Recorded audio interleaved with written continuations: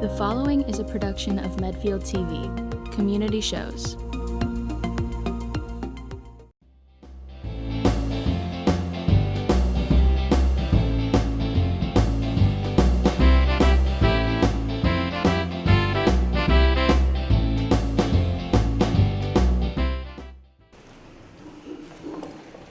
Wow, welcome everyone. Welcome to Expresso Yourself Coffee House. And thank you so much everyone for being here. My name is Betsy Johnson.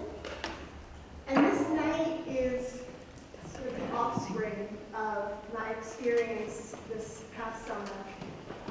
Working in San Diego at the border, working at a refugee settlement center for families that are seeking asylum. These families were coming from detention centers. It was an incredible and life-changing experience, and one that has been transformative for me. And when I came up with an idea to organize a poetry event around immigration justice, I thought, okay, who would be my dream team? So I sent an email to each one of the poets that you're about to hear tonight. And they all responded within one day with a resounding yes. And I have to say, it's been an unbelievably beautiful thing to see this go from concept to reality. You're in for something special tonight.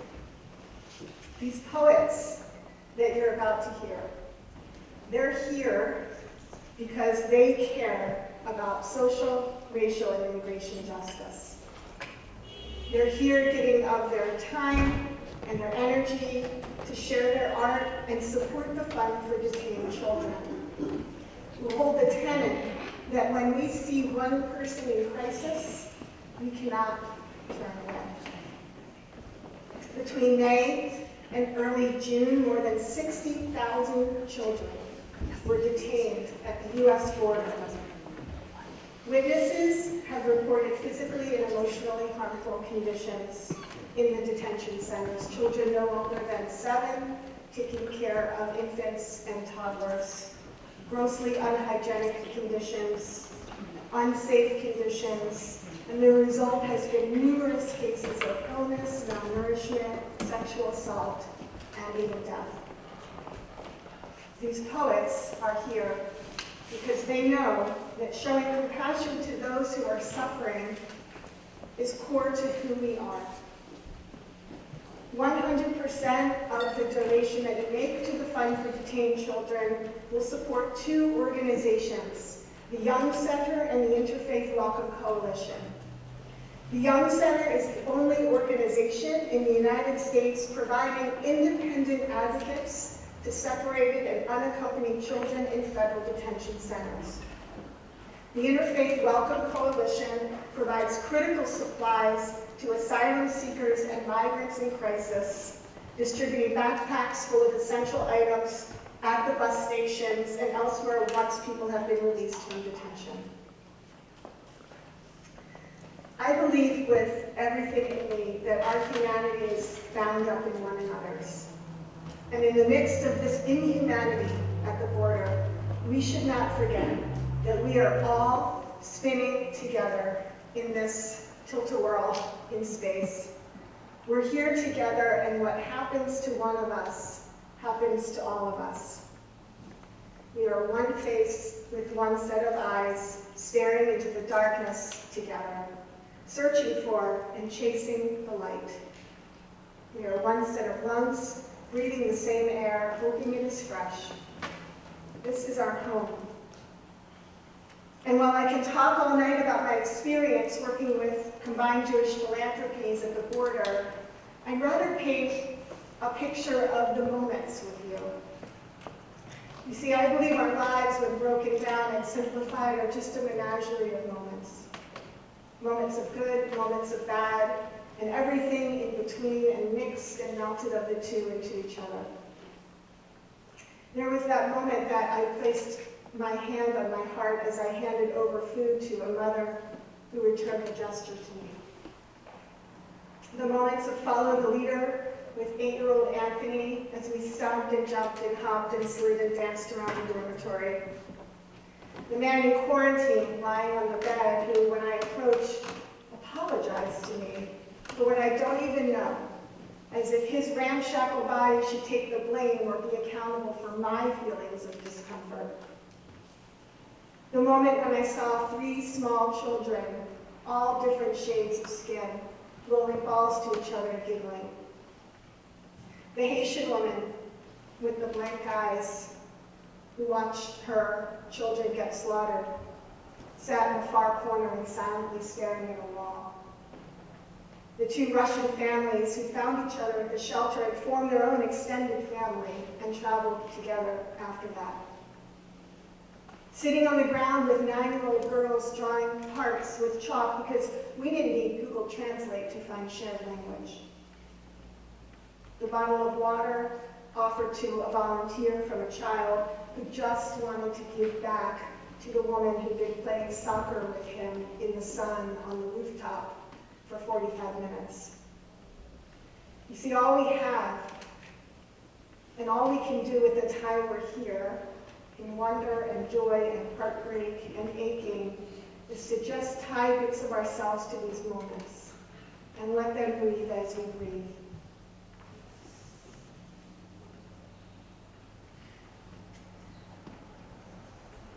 I'd like to introduce our first poet, Ben Jackson.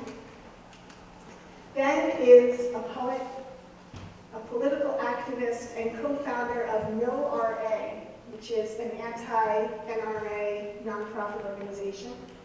He recently sat down with Ted Cruz, along with Alyssa Milano and Fred Gutenberg, who lost his daughter in Parkland, to talk about gun violence prevention efforts.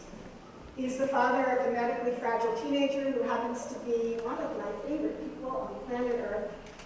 And Ben's writing has appeared in WBUR's Cognoscenti, CNN, Time, The Legendary, and other national publications. On a personal note, Ben and I have known each other since our kids were in 1st grade. Ben and his daughter are like family to us, and I won't embarrass Emma because she's here tonight, but, well, yeah, okay, I will. You will not meet a stronger or more inspiring family in this world. Please give a warm welcome to Ben Jackson.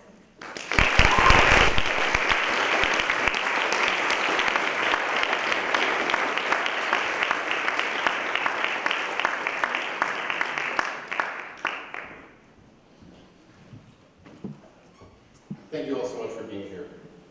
And I would just like to say also thank you to Betsy, who has worked tirelessly for putting this together and raising money for these kids who are being detained in our name with our money.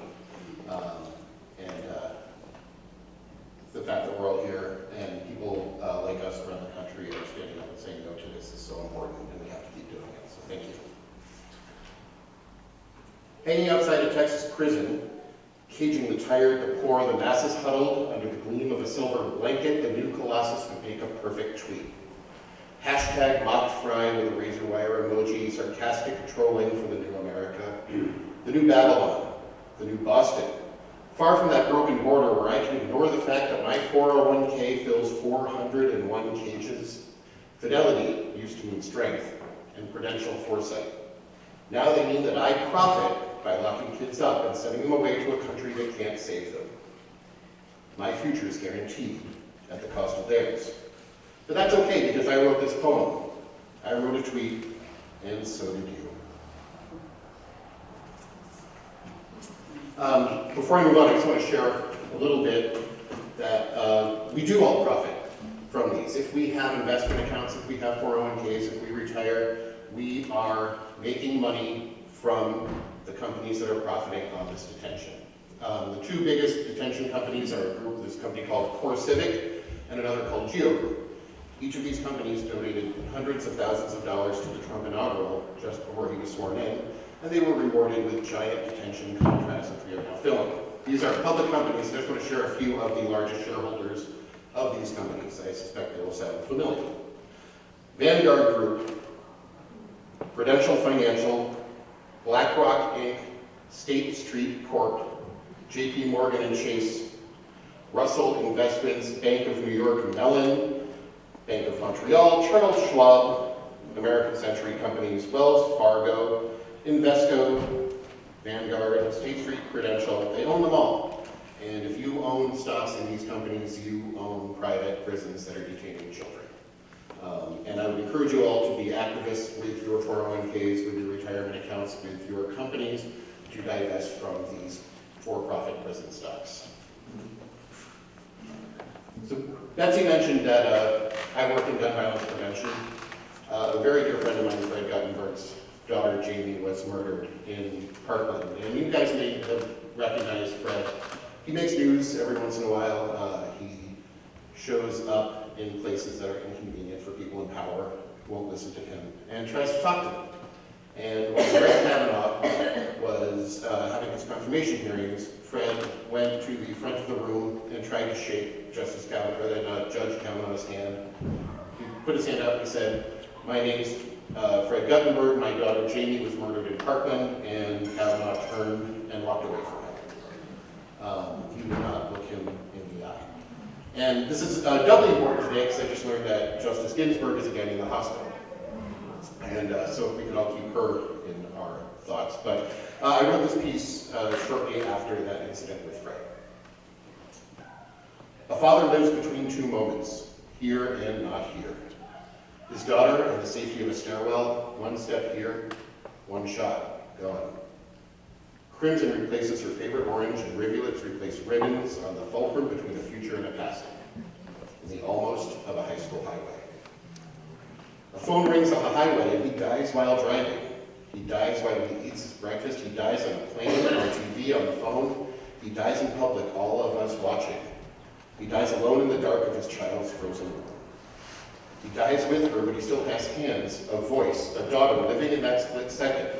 Her life faster than a lightning bolt, her life slower than a speeding bullet. Almost safe, almost here, always gone. And still he puts out his hand to tell her story, to say her name, to tip the scale just an inch for the next young dancer who lives or dies in the exploded moment. The weight of Jamie on one side of the scale, an angel dancing on the head of a pin, the weight of a bullet on the other, the devil in a dollar sign, but this justice is blind. A father lives in the jail of a final second. This justice is blind. He dies in the glare of an uncaring man. This justice is blind.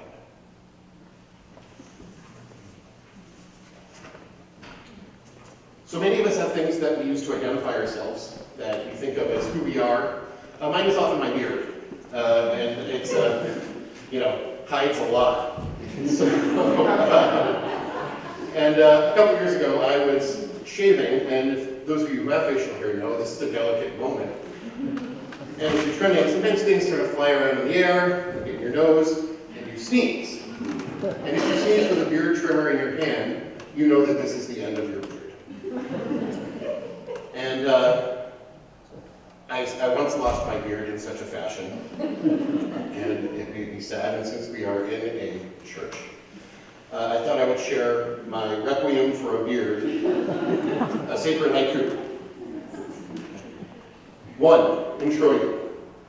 Grant rest eternal, this manly form of fur which calls my face home no more. 2, Kyrie eleison. Gillette, have mercy. Schick, big steel blades, have mercy. Lost beard, have mercy. 3, dies irae. My face was wrathsome, shore it hastily at Saint-side, anger, pain, remorse. 4, confutatis. I am confounded, doomed, flames of unfounded woe, cheeks feel naught but cold. 5, lacrimosa. Stubble to stubble, tears streak down my reddened face, dust turns back to dust. 6, Beardus Dei. O Beardus Dei, tollis peccata mundi, Beardus requiem. 7, Libra Mei. You whisker me, face, that I may roam in hirsute love in thy dwelling place. And 8, in paradisum. May divine stubble lead me to the holy place, bearded, covered face.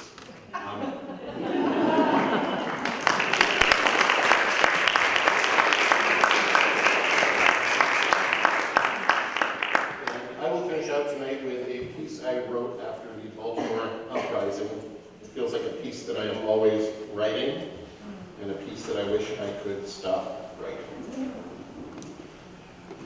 They were inner city thugs, dressed like savages to scare the ruling class. They destroyed valuable private property, stores that they needed in their own community, and a disgusting display of looting and rioting, and the harbor filled with tea because the taxes were too high.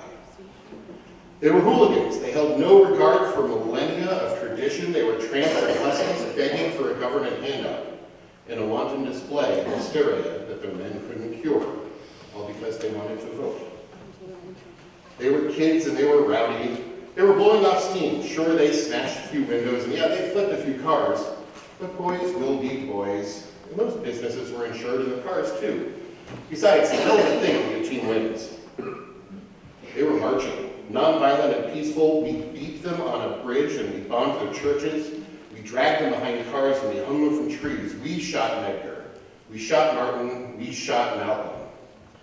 Because they wanted to sit at the same counters and go to the same schools. But they didn't riot, so we made their drug, you know, the cheap version of ours, 100 times less legal and sent a generation to jail. We stripped their voting rights when we made them felons, and we called them lazy because they couldn't pull up the bootstraps on boots we didn't allow them to have, and still they didn't riot. So we kicked them and beat them in the guise of our police. They got it on tape, so we had our show trial. Not guilty, Rodney King lay bleeding. Not guilty, so they kicked him some more. Not guilty, nightsticks and badges, not guilty. Finally, LA burned, and we pointed our fingers and said, see, they're savages burning their own homes. And we chased the white Bronco from our couch in the suburbs. They were inner city thugs, dressed like savages, pants to the ground, yet they still bled like men, like unarmed men, like boys. So we shot Trayvon, we shot Tamir, we shot Michael, we choked Eric, we shot Yvette, we shot Mackenzie, we shot Akai, we shot John, and then we broke Freddie's neck. We killed their kids 20 times more often than ours, all because they didn't know their place. We are heroes and patriots for taxes and tea. They are criminals and thugs for not wanting to die. This isn't a riot. This isn't a protest. This isn't a gang. It's a revolution, and it's about damn time. Thank you.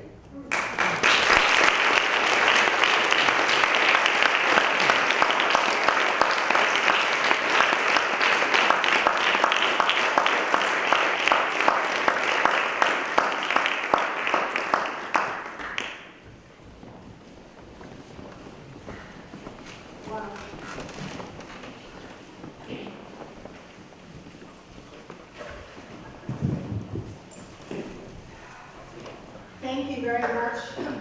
I'd like to read a poem that I wrote while I was in San Diego. It's called What Happened to Us. What happened to us? What happened to that big, beautiful, collective us we call United? Did evil, apathy, and cruelty leak in? Or were they always there below the surface? Do they grow like seeds because we water them? Why are we the watering cans now, the fountains that soak the soils of humanity? I don't have any answers, but I know this. Few of us here began here.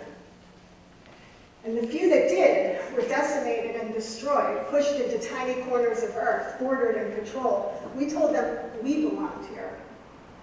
Told them it was ours. That we that remain are immigrants. All of we, so hold no illusions that entitlement is a right. We have a statue on our shores that speaks to the foundations we thought we began upon. Give me your tired, we shout. Give me your poor. Give me your huddled masses yearning to breathe free, we proclaim. And we sing on copper tablets held high above the sea that we, these United States, are the golden door that leads home to the homeless. The tempest tossed, we'll lift our lamps beside it. Our lamp died, a flame extinguished, and we replaced it with a spotlight. Only this doesn't illuminate. It projects, interrogates, It shines bright into the eyes. It lends darkness to the space between a mother and a child. Separated and removed, divided for policies of a man we allowed to steal his way into power. Were our voices stolen too? Will we allow them to remain silenced in the face of this? We must rise and rise again. We must link arms, united against the injustices of these days. We must call the senators and write the letters and hold the signs and donate the money and use our voices and speak out against what we are becoming. We must fight and fight against the tide of inhumanity and stand for those who are kicked down and held there. We must shout, tired, scared, beware us. Our storm is coming. Thank you.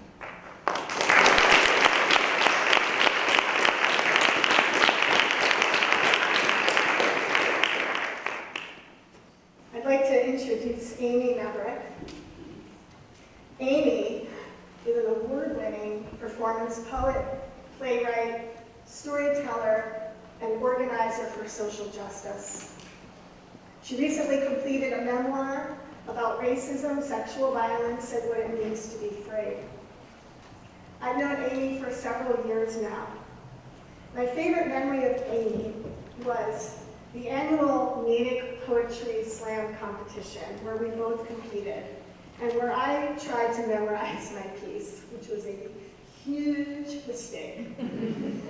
And even though I knew that piece by heart and had done it 100 times, I got up there and I pretty much drew a complete blank.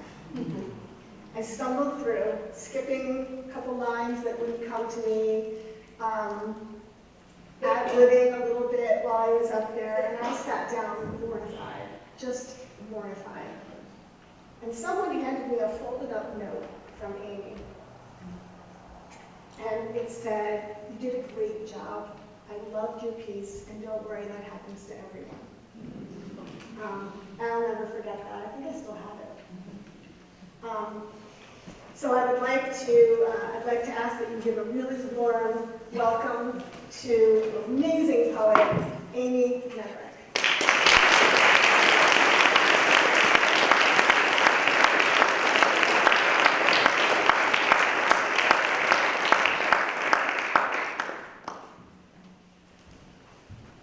Someone asked me right before I came, are you nervous to perform?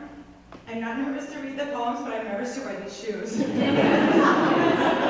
a mother of 4, I haven't worn 5-inch heels in 13 years.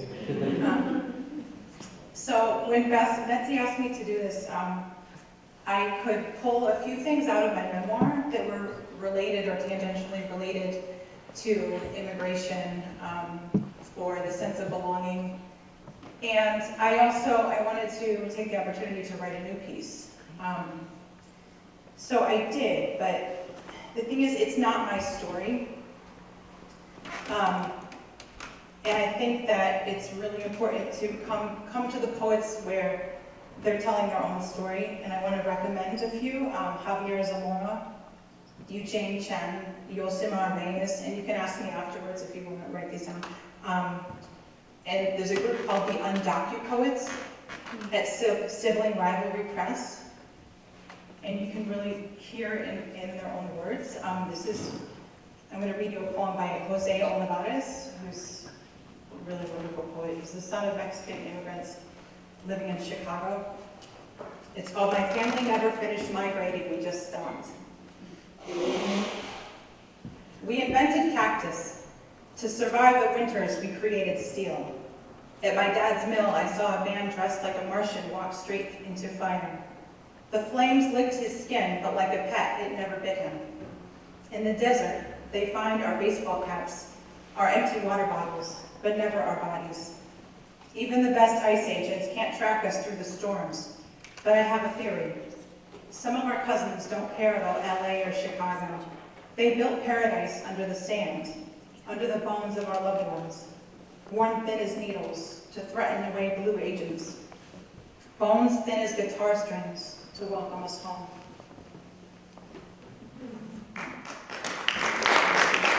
when I got my first office job, I was expecting to think in bullet points. And when I sent out my memoir to the first agent, she read it, and then she said that I kept dropping bombs, and each chapter was its own wrecking ball, and the narrator was bent on destruction. And it made me think that sometimes if we witness violence, or we talk about violence, or write about violence, then the violence is attributed to us. So it makes people afraid to speak about it, or to witness it. But what is our responsibility as poets, writing in English, writing in a language that has a lot of violence? I think it's important to be archaeologists too, to look at a word, look at all the words that we use and see all the different meanings, see where they came from, what kind of words are carrying violence or implications that we're not even aware of, but that are there, and maybe be very intentional. This is a passage of my memoir that takes place in, the memoir takes place in 2000-2001, when I lived in Crown Heights, Brooklyn. And this is a short section that examines one of those phrases that has different meanings. President George W. Bush speaks with one voice for the entire nation, but it could be our finest hour. Words in the news merge and repeat. Terrorism, we are all in this together, and punish those who, it's not the time for discussions like that. Osama bin Laden, Afghanistan, Kabul, U.S. government had nothing to do with it. This was just like Pearl Harbor. Like after Pearl Harbor, the whole country would unite. President Bush is waking up. When President Bush woke up, he said, freedom was attacked. The numbers repeat, 320 hurt, 150 critical, 3 dead. And the tallies leave out thousands who haven't been found and 4 key planes that were taken care of. This is where we are. This is America. This is why we are motherless in Brooklyn. What does it mean to be taken care of? So, I forgot to say that was about okay, and then this is a section here that people in where I take a road trip, and I come to the border and have a very different experience coming from the north than people do coming from the south. There's no other space like a road trip in life or literature, where background becomes foreground, and the mind's only task is to witness, accountable to no one. Where else can the mind stare at its reflection for days and wonder, how are you going to pursue what makes you happy? I think about what I will do in California, like lightening my hair and effervescing my style. I think about explorers from elementary school textbooks, Ponce de Leon and the Fountain of Youth, Lewis and Clark crossing the continent with native guides. I think a map is a religious experience when you follow the sun on the road, and a finger traces the map in the exact spot where the earth is shrunk in paper. Then I pass a bag of Doritos to Kelly and say, these are addictive. They are so spicy. The Gypsy Kings spread with us along stick fence posts, endless stretches of grassy sand, and cactus stubs scattered to the horizon of purple mountains, silhouette ridges. This is the boundary claim. This is where James K. Polk planted a flag and Antonio Lopez de Santa Anna fought him, and after too many people died, somebody drew a line on a map that had no people or butterflies on it. Where are the modern explorers? Where are people who traverse boundaries, travailing, risking capture or desiccation in pursuit of a dream? Where is one who believes in the miraculous while bearing to harsh rains, baking sun, and human cruelty at the borders where cruelty has license? I don't see anyone like that because the Border Patrol is out. We have just crossed into Arizona. We stop at a checkpoint and a flashlight gropes the interior of the car. A mustached white man pokes his nose in our window. What are you looking for? Narcotics and aliens. What does he mean, alien? We don't have anything. Oh, you girls are backpackers, he says. Move along. Kelly shifts into drive and the car noses into the darkness. I flip down the sun visor and gaze into the lit mirror. My eyes are a mix of blue, green, and brown. Artificial light from the mirror spears through each pupil. I stare at one eye, then the other, blinking at myself. My pink cheeks are mottled with freckles that mount my nose. Because we're backpackers, I think. Staring at the mirror makes me feel lazy and imbecilic, so I flip the visor.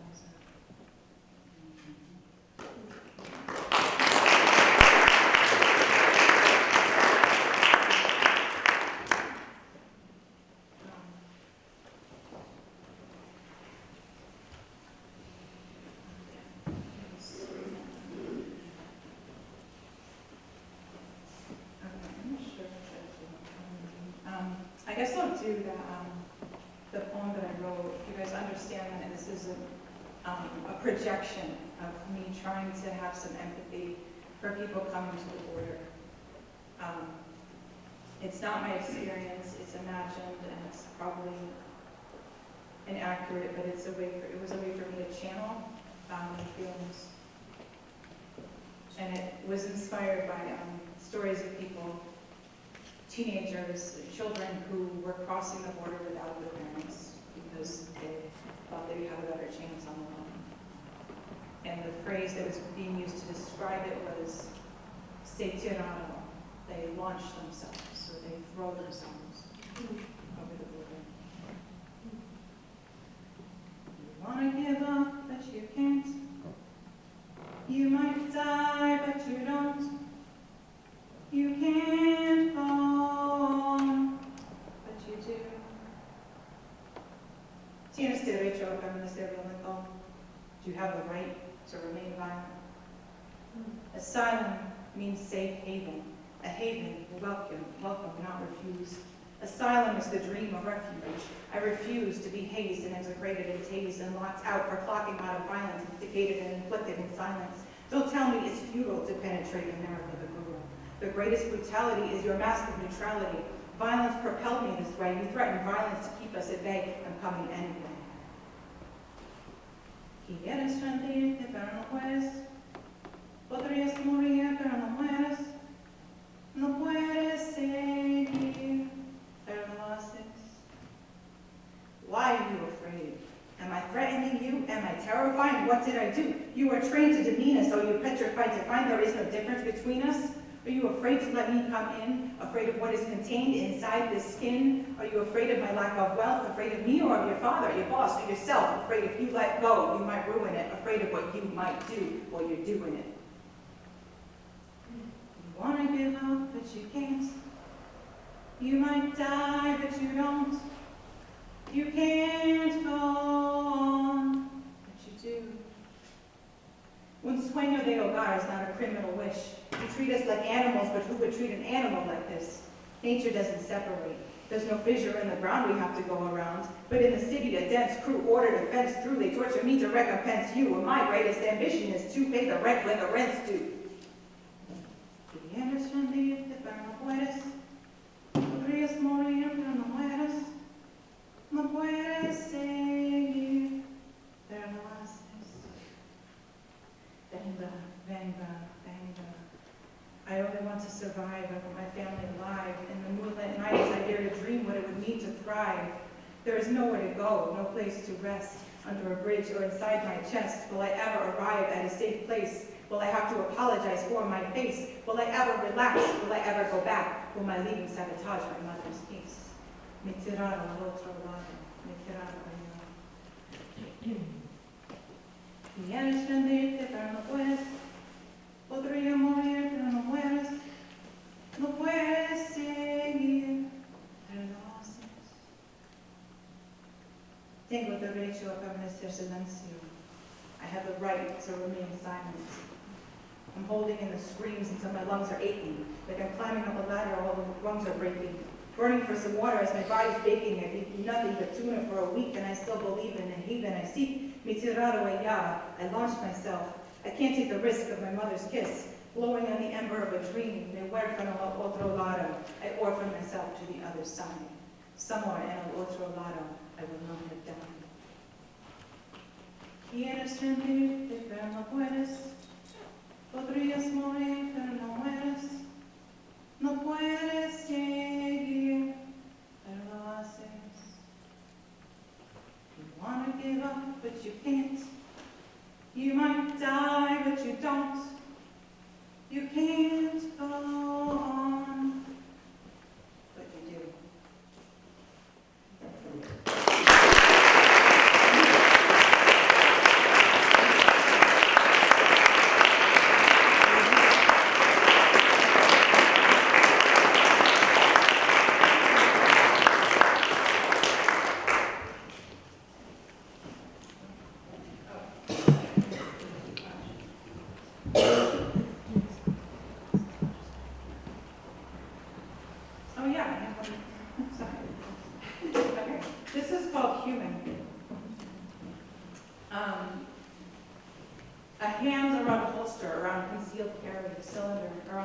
structured, revolving around defense. Riot shield around the steel helmet, around the skull, rotating around the spine that conveys the alarm.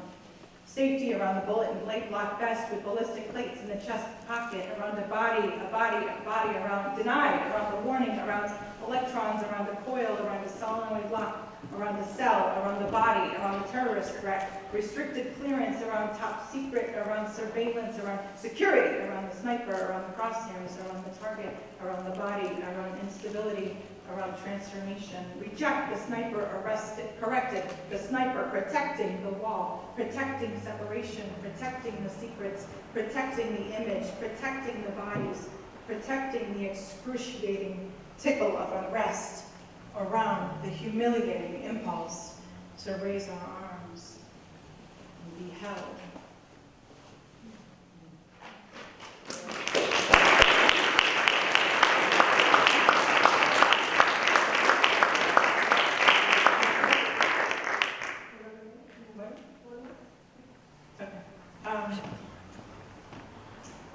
Okay, I'll read another section of the memoir. So I was living in a neighborhood of immigrants, and this is the day after the block party, where all the flags from all the different countries were hung. Monday morning, sitting on the stoop is prohibited again, but nobody complains. I'm dripping flavor ice all over my arms like purple watercolor, and the girl across the street in a doorway watches me write. Dogs yak in the street, voices holler. The no, the ice cream truck sings, and a girl in patent leather ankle boots and a flared leather miniskirt says, icy, icy, to the baby girl in the stroller. The mother on the stoop shouts, don't you dare buy her ice cream, don't you buy her any. The older sister in a glittery pink headscarf looks back and forth listlessly. The flags are still hung. A pigeon pecks the block party leftovers. A long white limo is parked at the curb. White lions are poised atop tan and mahogany brick. It's September 10th, and kids are laughing at the end of the block. A child sings, Jamaica, Jamaica, Jamaica, I love you. She scrambles after a boy in shoes too big, says, not it, not it, not it. A 5-year-old boy in dreadlocks and a tie trods down the sidewalk with a backpack. A yellow bus passes. This is the beginning of school year. Cars roll by and dogs yip, and a woman, her hair curling in the almost rain, drags a basket of laundry on wheels. A woman with a wobbling gait walks the street in all violet, dress and jacket. Her hair in long braids hangs to the side through a purple bandana. Ungrateful demon, she grumbles through broken teeth. Half the sky is clouded over, and the air smells like pre-rain. A plane streaks, and I adjust my eyes to see it. Stress is closing in, heartbeat, breath, pulse. I look where the sky is streaked with blue, and I hear thunder. I remember Fred Rogers saying, hey, neighbor, at the class of 2001 graduation. It relieved an ache for someone to call me neighbor. It made me feel like I belonged somewhere. 13 flags in a block association banner dangle and sway in a lilting wind. The white stripes on red, the white stars on blue, is one of many. There are more: Jamaica, Haiti, Dominican Republic, Trinidad, Mexico, Honduras, Santa Lucia. These are all parts. America contains multitudes, like an hourglass.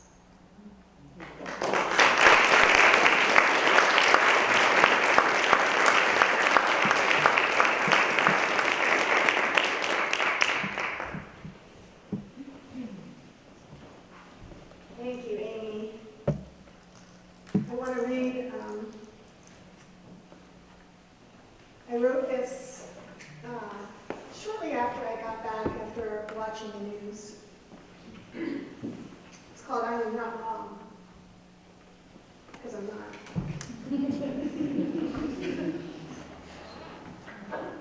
I am not wrong to demand the absolute equality that was built into us at birth, but was somehow stripped and stolen away as the weight of years and lies and the disgusting silt of prejudice was left. I am tired now, worn out from respecting repulsive ideas, from revolting loves, from excusing beliefs that belittle and abandon better people than those that believe them. I have no room left for the right to an opinion when that opinion places them on the wrong side of history and the ignorant side of compassion and love. It is time now to stop, to stand taller than those that scream loudest, about their demented doctrines that decimate entire populations of people. We are all the same. We always have been. We wake and we eat and we walk and we wander and we wonder. Constantly we wonder if we're worthy of love. We all wonder the same things and worry needlessly about a million more. There is no you anymore, and there never has been a me. There is we. And there is nothing more.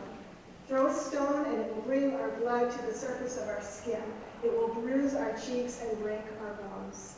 I am not wrong to demand for the absolute equality that was built into us from birth.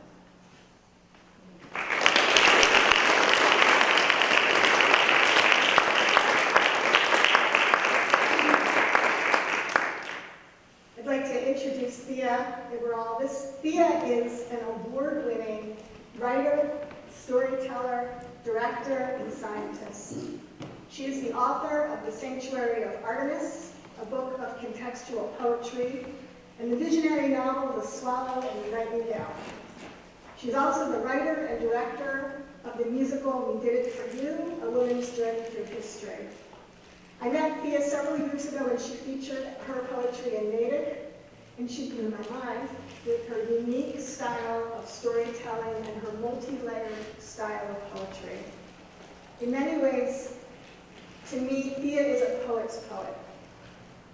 She's been instrumental in this evening as well, and I want to give a very warm welcome and thank you to Thea Iberall.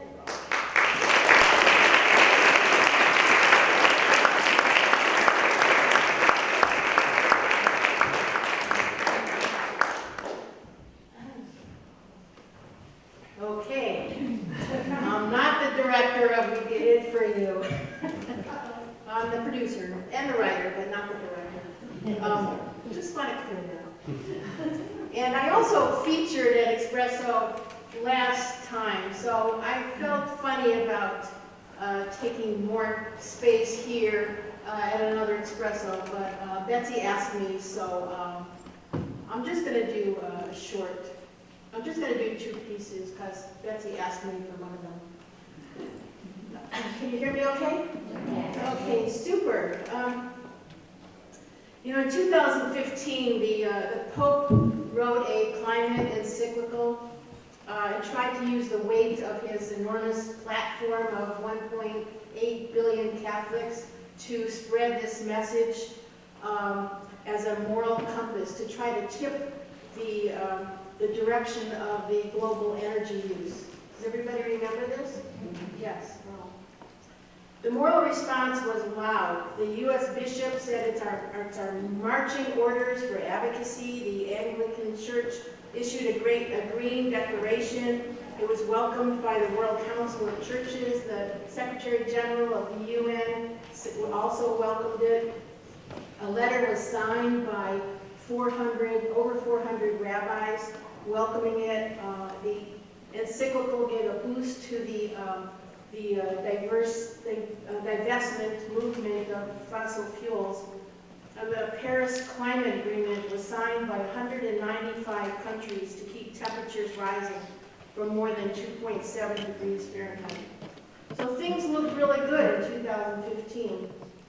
And I bring this up this evening because we're talking about immigration, and people don't wake up one day and say, gosh, things are so wonderful, I think I'm going to uproot my family and travel thousands of miles away, putting my whole family in jeopardy, go to a place that I don't know the language, I don't know the culture, and people just don't do this. They do it because everything is not wonderful where they're living, and because they are already in jeopardy because of political and economic situation there. And more and more nowadays, this dire situation is not just a political unrest. It's due to climate change. It's due to the climate crisis that we're in. And it's because the environment in your country is degraded so much. For example, in 2008, Syria went into 5 years of drought. 5 years. Their agriculture was degraded, their livestock died. And as a result of that 5-year drought, they went into a civil war. That civil war is still going on.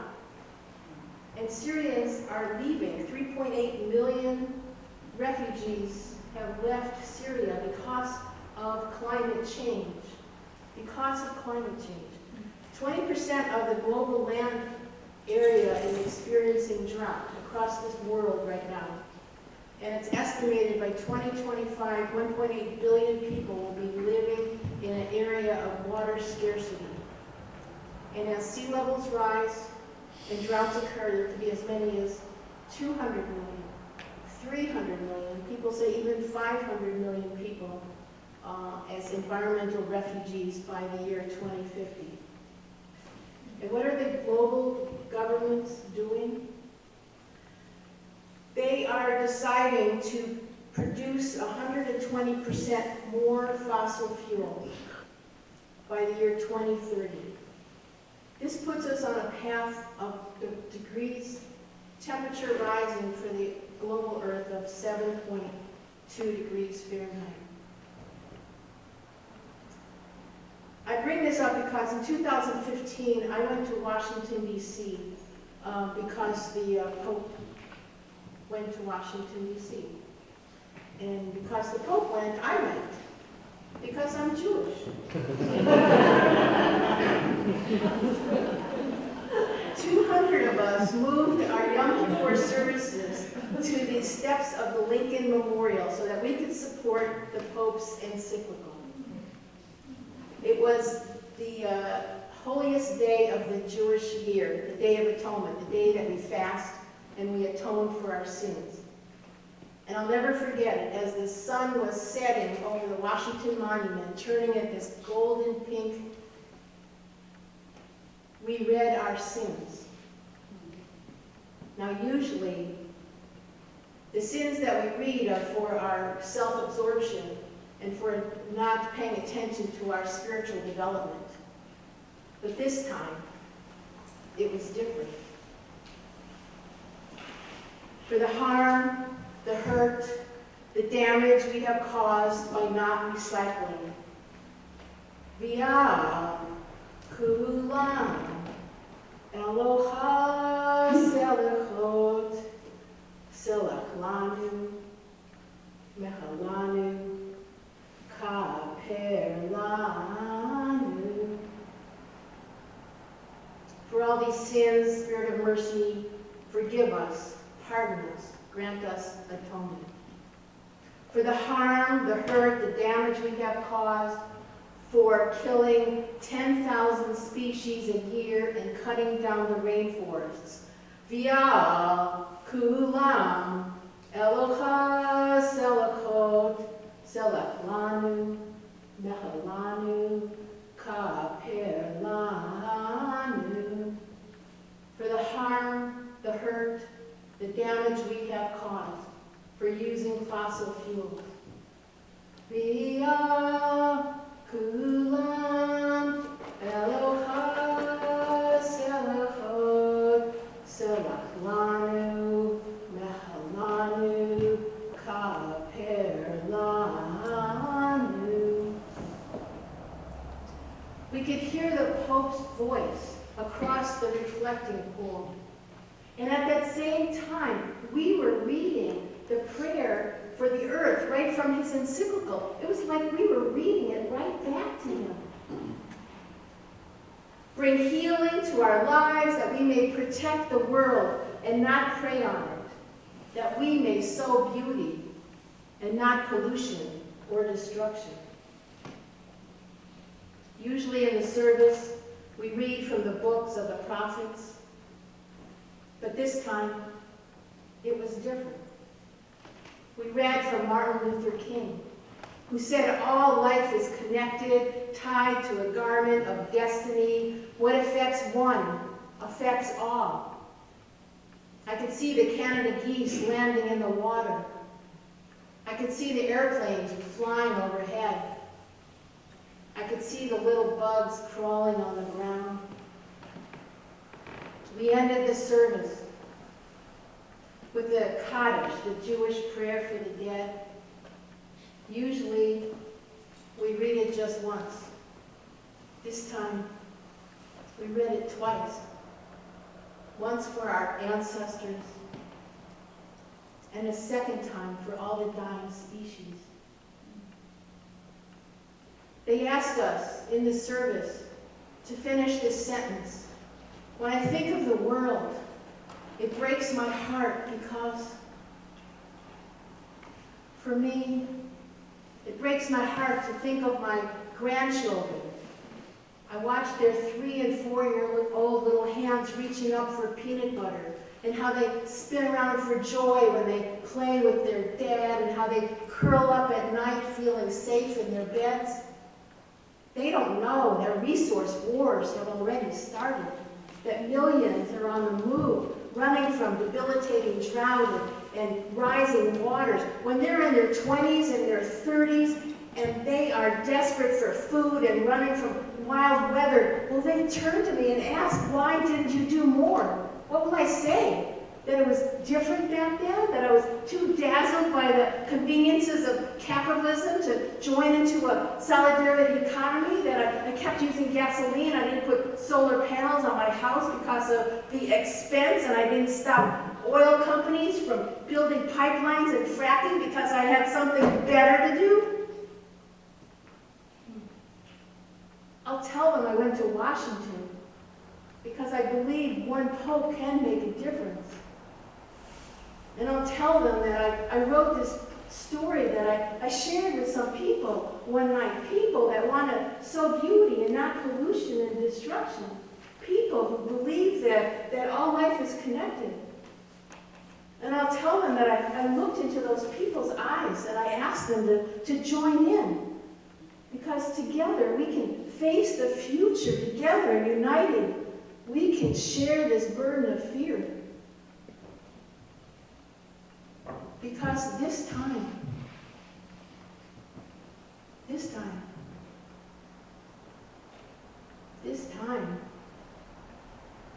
it is different.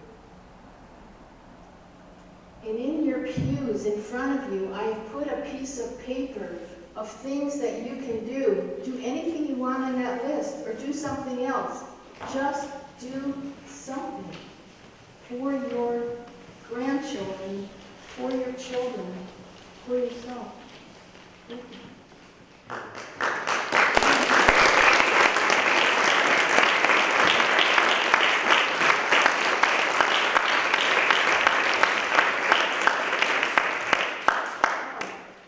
Wow.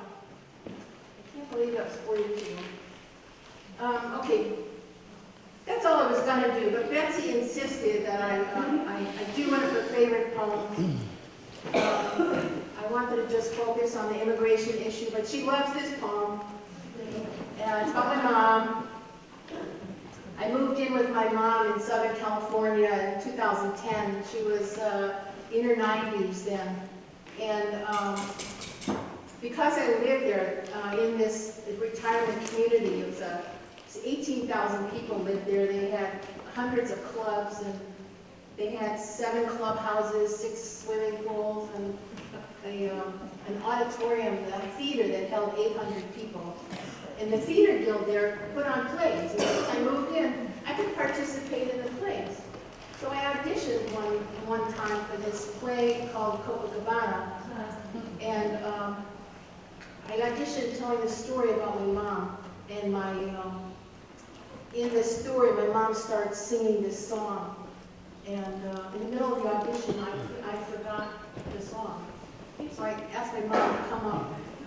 And I said, Mom, what's that song that you sang that night? And so she sang it to me. And so I continued with her standing right there with me. And I was sure that I blew the audition. But at the end, the audition said, the director said, you're in, and keep the mom in too. So I want you to imagine my mom coming up onto the stage at the right time. By the way,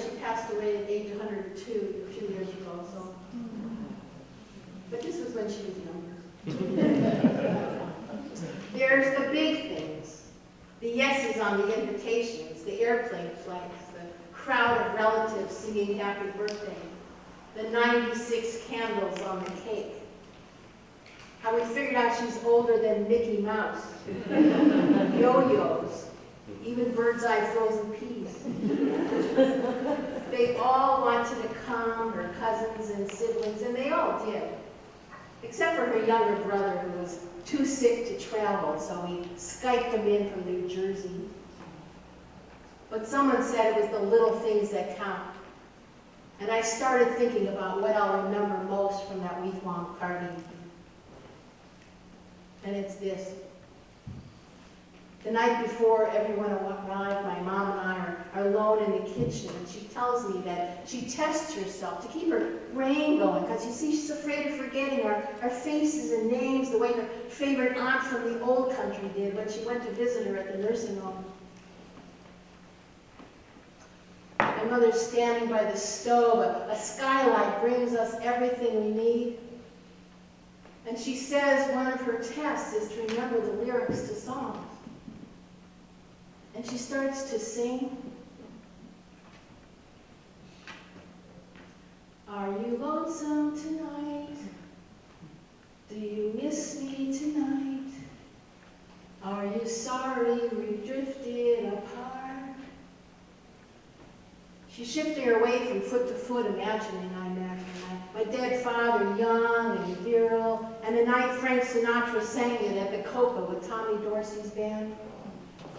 I get up and I gather her into my arms, and we dance, gliding to her voice in the space created by the gray granite countertops, corralling us into our own private dance hall. I watch our breath, how we breathe and rock, trying not to drift, but to focus on every story in her face, the brown laugh in her eyes, this munchkin of a 96-year-old mother who can't figure out the voicemail in her cell phone, or to understand how she could be singing to her dying brother across billions of cyber atoms, her head tilted sideways, remembering that little boy that once peed down a pipe. And the time had told her it would break her heart if she went to the nursing home, and she did anyway, and how she curled up into Aunt Malka's bed, trying to regrow those decaying teenage secrets in that decaying brain, and for 1 second it worked, and so now how she practices the skill of remembering so that frozen Mickey Mouse stairs won't stumble a distance between us, and I'm praying it won't. But just in case, I'm learning Lithuanian and TiVoing at night. I sang with the master and danced for eternity in the light of the moon. Thank you very much.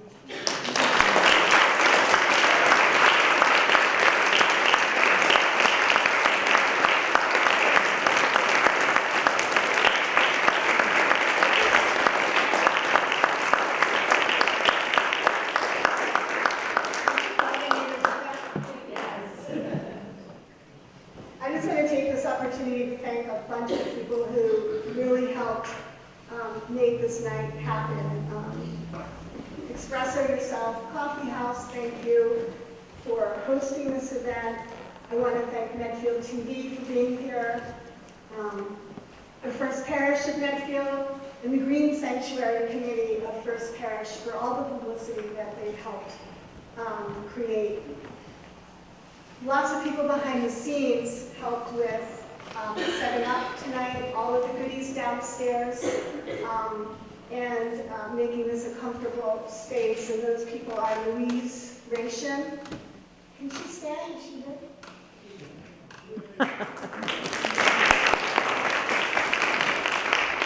Eve Cox.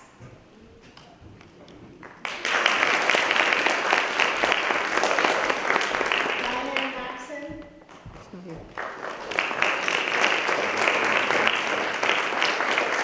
Susan Stromka.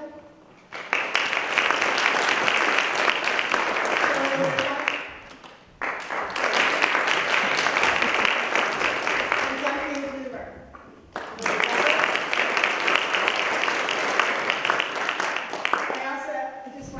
again extend a special thank you to Thea for letting me hijack this Expresso Yourself event tonight and working with me since September to make tonight a reality. Thank you again.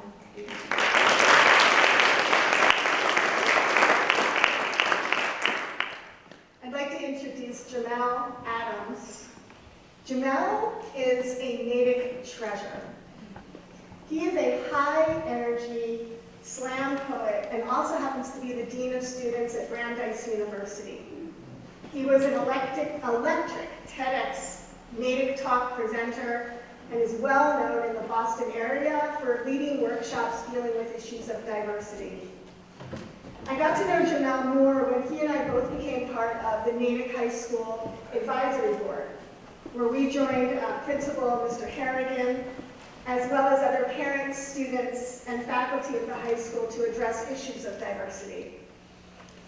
Jamel encourages everyone to go beyond areas of comfort and familiarity to build empathy and compassion for others, with a mission, among other things, to eradicate isms, debunk stereotypes, and help make Natick High School a safe and comfortable place for all. Jamel is a dynamic, interactive, and engaging style, so get ready. Welcome, Jamel Adams.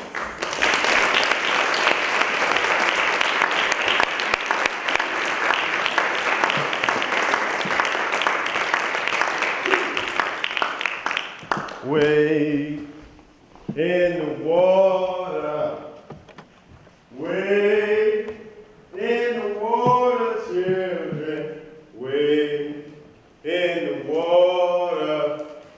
God's gonna trouble the water.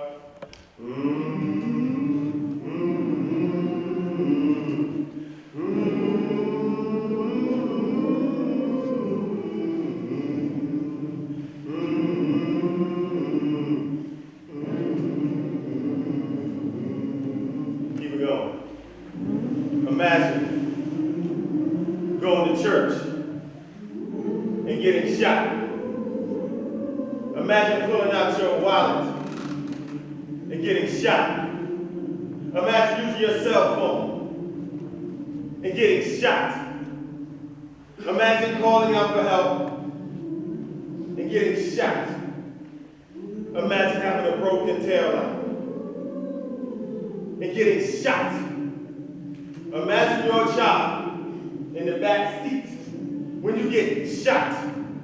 Imagine being broadcast live on Facebook Live, breathing out when you get shot. Imagine fitting a description and getting shot.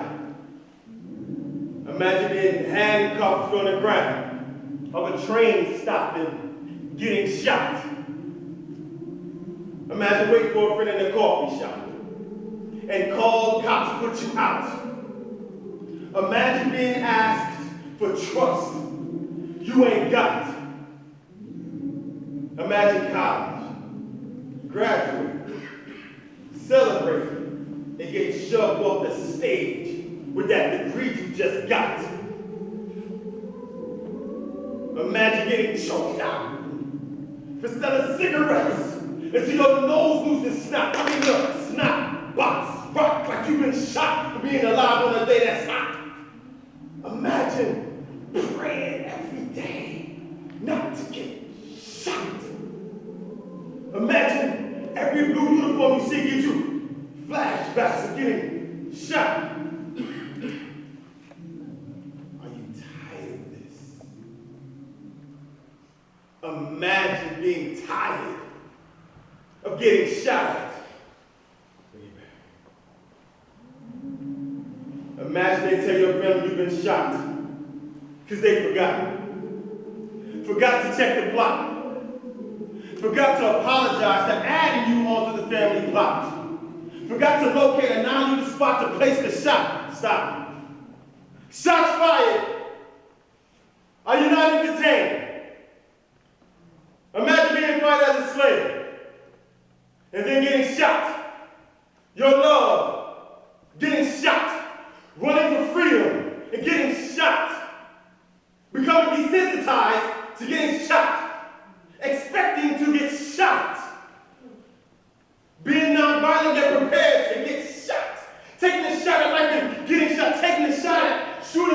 after getting shot, then their family members get shot. Do they have guns in heaven? Can you get shot in heaven? Can you imagine a place where you can go and not get shot? Because I cannot. Good evening, everyone.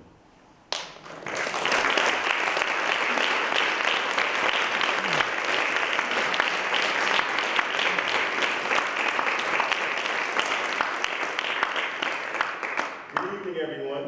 Good evening. Let me say my voice is important. Is important. Tonight is about your voice. You were here because you have a voice. Because you can have impact on the human family. Our voices are bringing forth words created by your energy. Each person here this evening had some set in mind that has been changed by your presence. Your voices are important. One of the most dangerous sounds on earth is shh. Every time you hear it, there's danger, secrecy, or the silencing of someone. Shh. Be quiet. Shh. Shut the door. The giver of the sound is oftentimes hiding something. Shh. You make another sound. I can't ever recall hearing it and feeling relieved. Like I've never heard, shh, women, you will begin to get treated equally starting now. Or, shh, you may wear your hair here, however you wish. Or, shh, breathe. That gun ain't pointed at you. It's pointed at that slavery behind you. Or, shh. There is no box to check. We're all human. Shh. Can be so maddening. I remember hearing, shh, put your hands up, turn around and place them on the hood of the car. I remember hearing the teacher say, shh, Jamil, stop acting like that, but feeling. Like she said, shh, Jamil, stop acting so black. Remember the first time you heard, shh. Remember the first time you said, shh. You ever just a dead body? You ever knew too much? People ask you to, shh. Knowledge can be so loud. They shoot in the library. You ever shift the soul? You ever been silenced, interrupted, made quiet, made not important, made not to matter, made what you say, not important, sonically hung? The hate is so loud, that we shh more than love, shh more than light, and become quiet, still, and obedient. Remember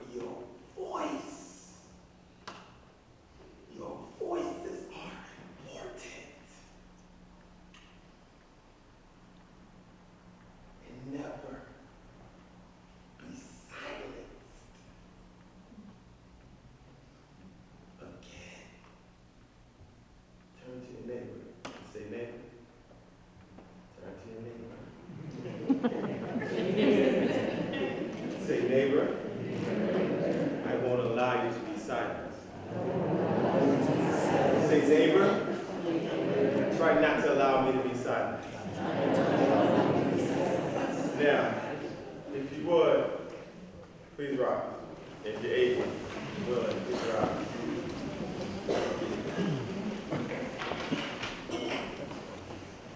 You have chosen to spend a Saturday evening here contributing monetarily, socially, emotionally to the human family. There are folks that will look at us based on our skin complexion, hair texture, where we dress, zip code and area code, and determine to stereotype us, and based on that, decide what our lives will be like. You sit here standing now demonstrative of them being incorrect. Yes? Yes. Because they will take that information, misinformation, stereotype, put it into a picture, call that picture graph, take that graph, add narrative, call that a report, send it to someone and call it statistics. You are not statistics. Let's affirm that. Repeat after me. Say, I am not a statistic.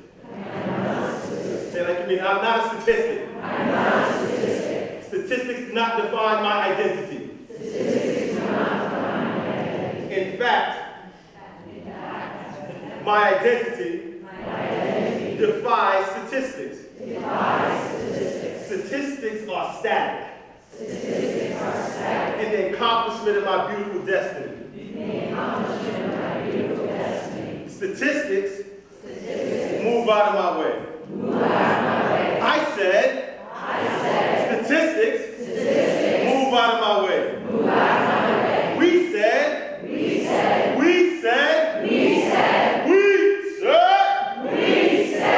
statistics move out of our way.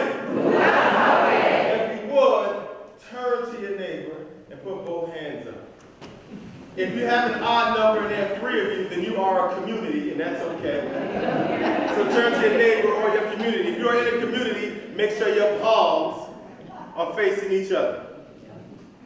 Everyone else just have your hands at each other. Now, usually when you are asked to put your hands up like so, if you're not in church at a concert, you're either being stuck up, robbed, or being told to do so by the authorities.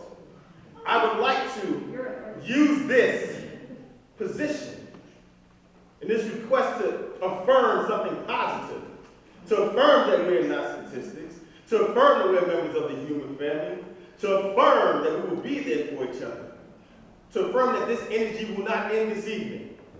So what I want you to do is give 5 double high fives on the count of 3. 1, 2, 3. All right. So hold up. Some of you are not as good at that as others. So what I want you to do, who knows how to improve the high five? What do you do? It's the elbow action. If you watch, listen up. If you watch the elbow, rarely will you miss. If you watch the elbow, rarely will you miss. If you watch the elbow, rarely will you miss. If you watch, I'm just messing with you. So now that you know that, face back to your neighbor and say, hi again, neighbor. Put your palms up again.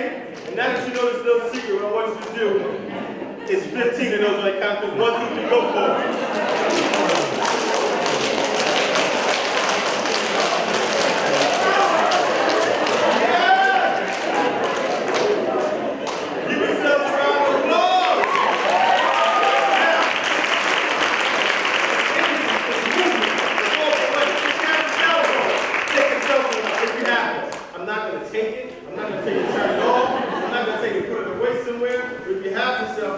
Take it out. Trust me, there's a reason for this. Don't sit down just yet. What I want you to do on the count of 3 is say consent. 1, 2, 3. Consent. Say like you mean consent needs to give permission. So 1, 2, 3. Consent. Whip your phones out like the next 40 seconds or so. What I want you to do is find someone you don't know quite that well in this space and get their consent to take a selfie with them. Go for it. Go for it. You got like 40 seconds. You got like...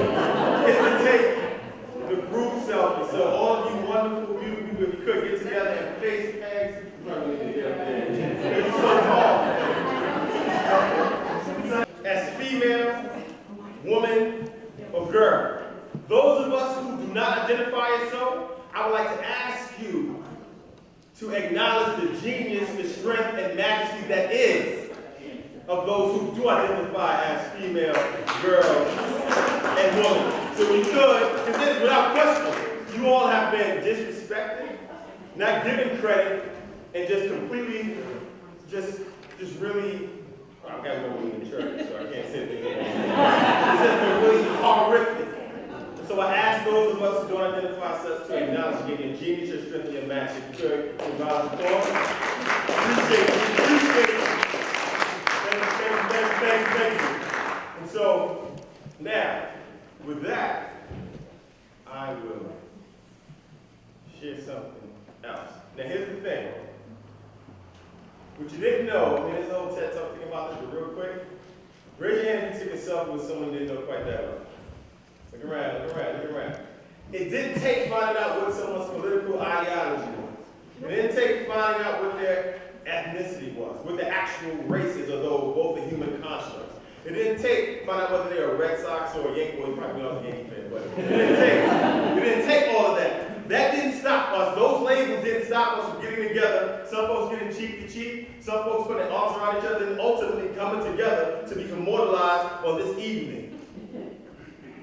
We were able to be together and move forward for something good, despite our varying life experiences and our beliefs. Yes? Yes. It is a mistake, a grave mistake to believe everyone here tonight is not with Trump. That's a mistake. It's a mistake and a bad one. But remember this, regardless of what that was or what that is, we came together. Remember that.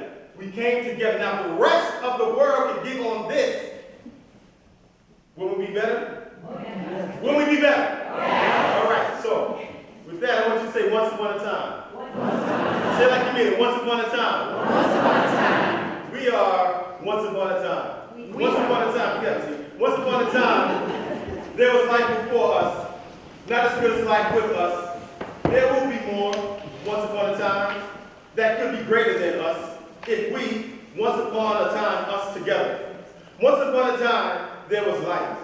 Once upon a time, there was freedom. Love was once upon a time. Time was once upon us. Like sun dust. Us was time once. Time was ours. Our time. Let me say our time. Our time. Fairy tales came and took our once upon a time.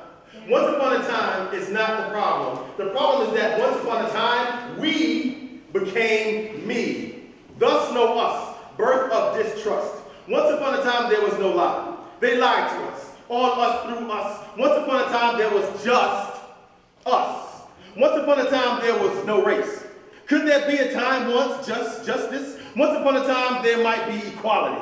Once upon a time, there was help. Once upon a time, there was a sign. Can you see mine? Can you see thine? Once upon a time. Once upon a time, there was God. And light. and love, divine in her kiss. Kahani, let me say kahani. That's a Hindi word, I'm sorry.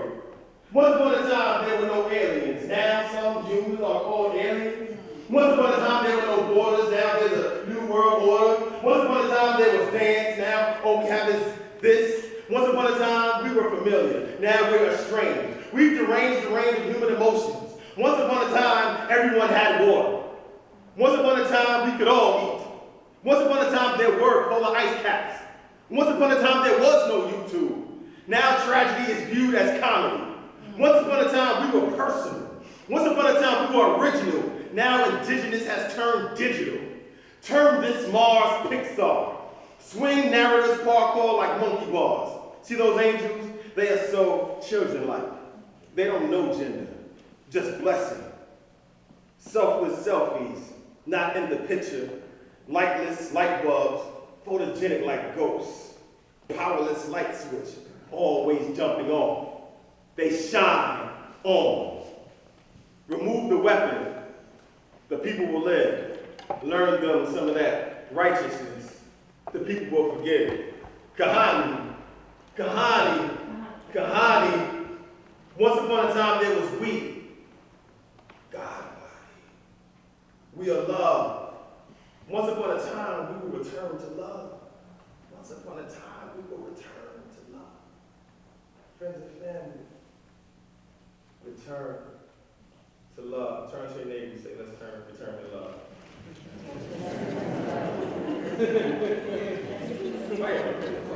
So, I will do.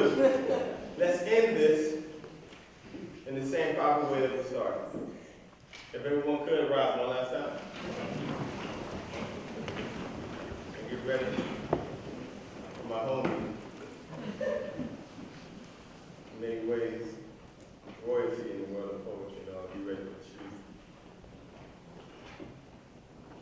I'm going to leave with the words of one of my favorite scholar athletes, Muhammad Ali. Regardless of his politics, this is something he would say to affirm whom he was and the people who associate with him. And then I'll add something onto that in the end of that. So if you were repeat after me, say, I'm the greatest. I'm the greatest. Say like you mean, I'm the greatest. I'm the greatest. I said that before I even knew I was. I said that before I even knew I was. Don't tell me I can't do something.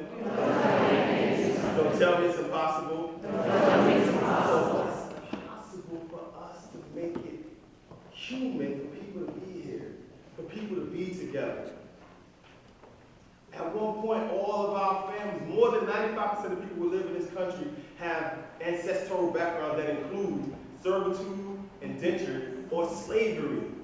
Over 95% of the people in this country. So at some point, majority of us were immigrants. Let's not forget that.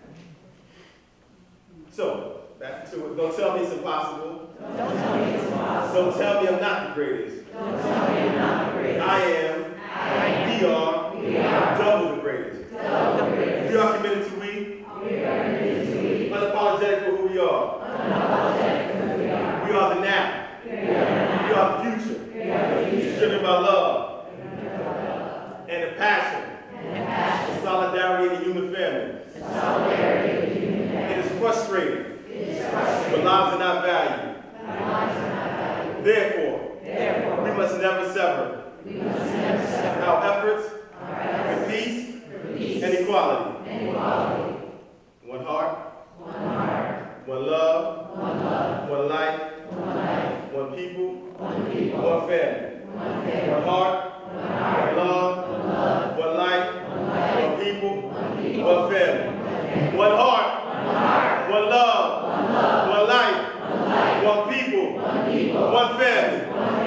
Put your hands up with your neighbor. Turn to your neighbor with your hands up. Put your hands up, turn to your neighbor, put your hands up, turn to let's end the same way we kind of started. Let's do 30 of those double high fives. Thank you very much. Thank you very much.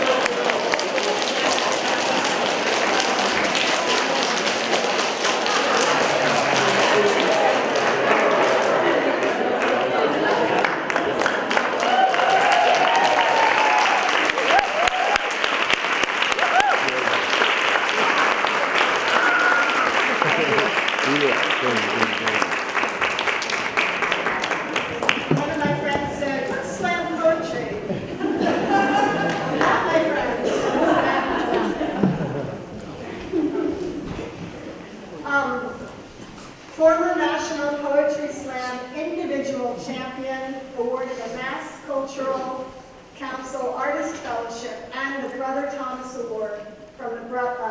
Boston Foundation. I had the absolute honor of meeting Reggie 3 years ago, at a poetry event in Provincetown when we were both performing. It was a 3-day event, and after the first night, my mouth was on the floor by his work. Not knowing him at all, I approached Reggie, and I asked him if I could have maybe 10 minutes to chat about process and writing. Instead, he offered to take me to lunch, and he spent an hour mentoring me and encouraging me. One of the kindest, most humble, and authentic poets out there. I am beyond thrilled to introduce Reggie Gibson.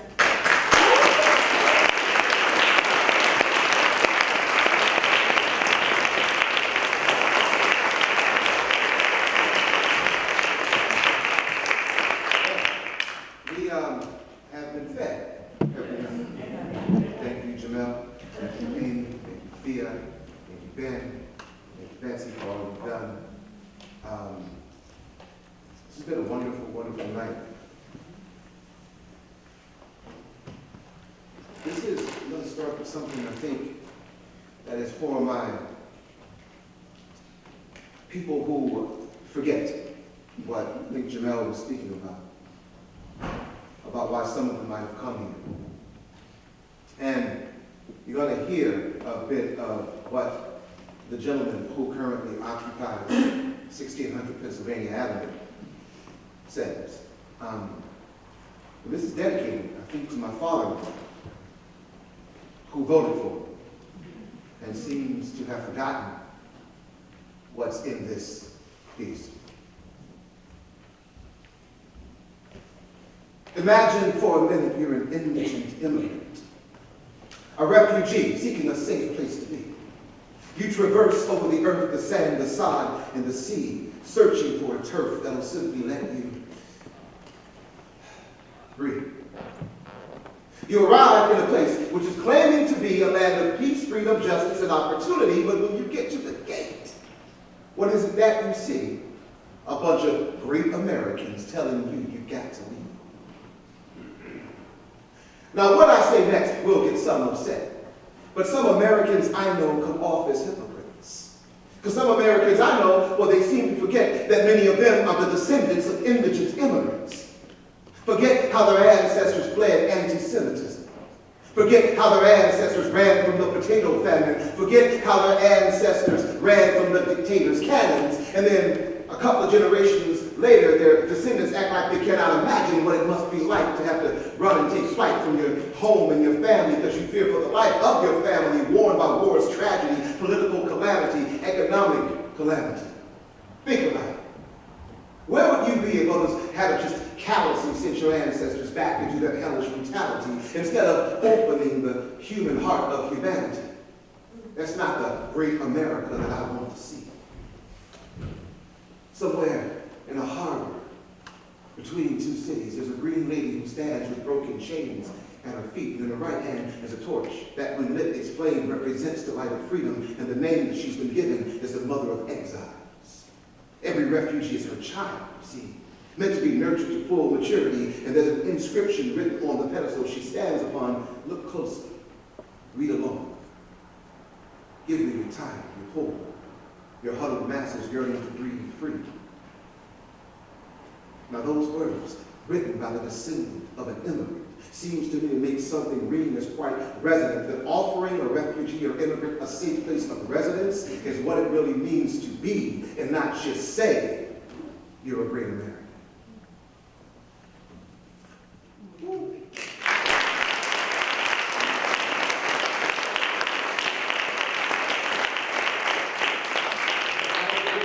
like my father-in-law, Mr. Thomas O'Hare, who seems to have forgotten why his family came here, who seems to also have forgotten something, and I talked to him about that, which is, there's a reason why your people came 2,700 to 3,000 miles across an ocean where 1 in 12 ships went down, instead of taking that hop over to England. There's a reason you came here, why your family went up to Nova Scotia and then found its way down into Boston. It was because there was an opportunity here that was waiting for you, right? Now that's, understand, an opportunity waiting for you. which means someone else created the opportunity. Did you ever question, dear father-in-law, how that opportunity got created? It got created because of the genocide of one people, the enslavement of another, and the systematic disenfranchisement of women. Do understand that if you cannot make a go out of millions of square miles of free territory and hundreds of years of free labor, you do not deserve to be in the colonizing business. You start off being able to create opportunity. Understand what you came to and how you're coming to vet that. Christmas time is great at our house. As you can imagine. But usually here now we find our way into a couple of adult juice boxes. And we wind up finding at least some place. My wife and I always laugh because after a while you get a couple of Guinness and my father-in-law, he winds up being as socialist as Bernie Sanders. Then he goes and he turns on a certain news station and he gets the main line to get and then the cloud in his head finds him again, right? And often we try to wonder exactly what that means, but sometimes we get to talk about what it really means to be an American. And some years ago, most of you are old enough to remember this, when there was this argument, it was post 9/11, and there was this argument going on about a mosque at Ground Zero. Right? Except it was not really a mosque, and it wasn't really at Ground Zero, but why let the truth get in the way of political posture? Right? At that time, I was speaking to my oldest son, Jordan, who is now in college, and we were talking about this, and I happened to be introducing him to who I take to be one of the greatest American songwriters our country has ever produced, which is Mr. Johnny Cash, right? And the way it sort of happens with the poet is that we wind up having one experience that winds up tacking itself onto another experience and winds up tacking itself onto another experience. And then something begins to happen, some sort of refrain, some imagistic thing goes on, and then we begin to write from that experience. Well, at the same time that this song about Johnny Cash was happening, and this is a piece, some of you might remember it if you're into country music. It's a song called One Piece at a Time, right? And at the time, this argument that was happening in the public square was who has the right to be called an American? Who can do what? Who do we say no to, right? Who's included in this country? And so that song, One Piece at a Time, was very poignant. The singer, or the protagonist in the song, is an individual who works in a Cadillac factory. Except he cannot afford the fruits of his labor. Imagine that you work at a place but you can't afford to buy anything from it. So what the individual decides he's going to do is to liberate, steal a Cadillac. And how is he going to do this? One piece at a time. So what he does is he takes out the steering wheel one day, the carburetor the next day, the muffler on the third day, and he keeps going. And it takes him about 20 years to put this car together. And so he starts it up a little rough. He finally is able to drive it down the street. It's a total patchwork, right? And someone walks up to him at the stoplight, and they're like, "Dude, what kind of car is that?" And he goes, "It's a 51, 52, 53, 54. And he just keeps going on. And it was at that moment that the poetic thing congealed, right? That let me know, aha! That car is a lot like this country.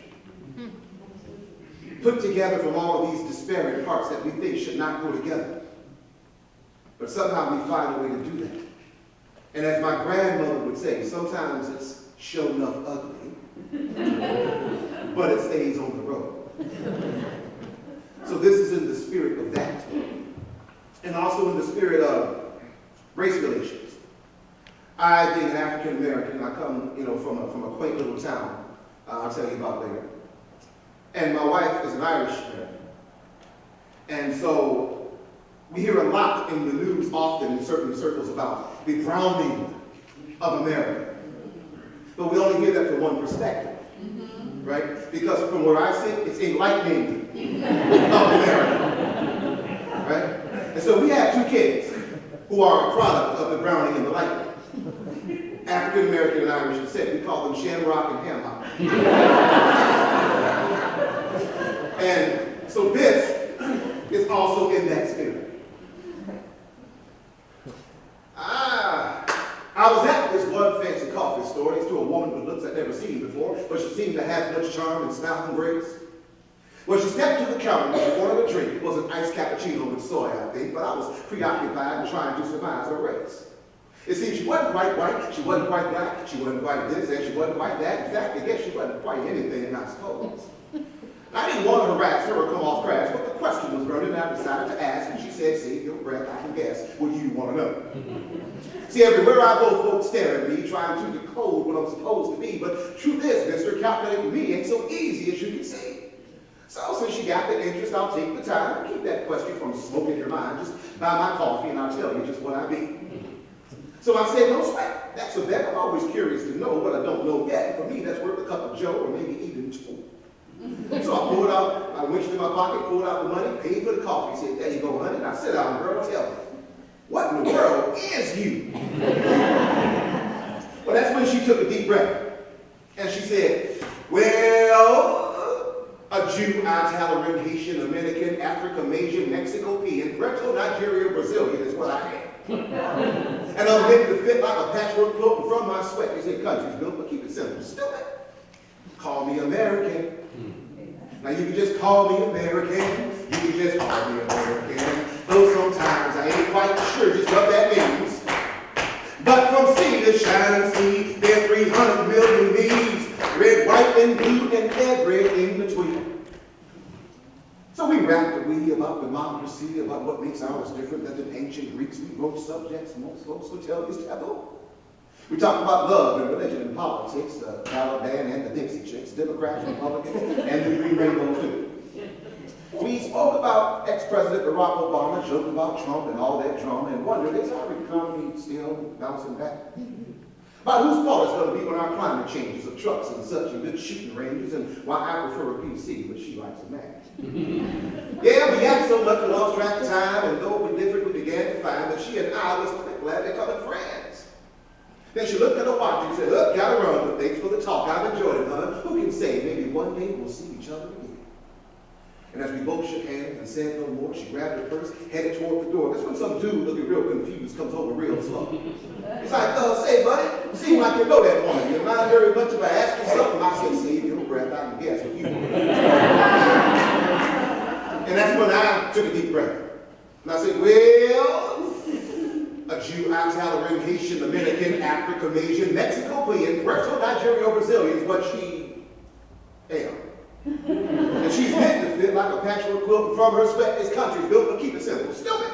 Call her an American. Now you can just call her American. You can just call her American, though sometimes she ain't quite sure just what that means. But from sea to shining sea, there are 300 million she's, red, white, and blue, and every in between. Now, you can just call us Americans. You can just call us Americans, though sometimes we ain't quite sure just what that means. But from sea to shining sea, there are 300 million we's, red, white, and blue, and every in between. Insert funky breakdown here. Thank you.